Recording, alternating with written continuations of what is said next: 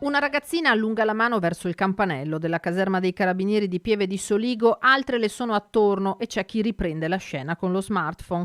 Quando sta per suonare, quando è chiaro che intenda davvero parlare con i militari, viene violentemente strattonata via, presa per i capelli, schiaffeggiata, infine scaraventata a terra dove i colpi alla testa continuano, poi il fuggi-fuggi.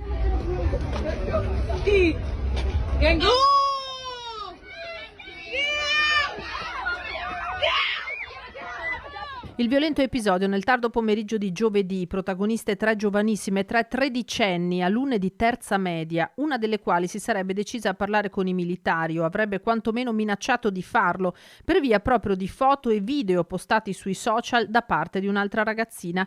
Altre 5-6 coetanee hanno assistito alla scena. Del caso si stanno occupando proprio i carabinieri che stanno svolgendo tutti gli approfondimenti del caso. Prontamente sono state identificate le responsabili di questo gesto e credo stiano procedendo poi per i vari livelli le reciproche denunce.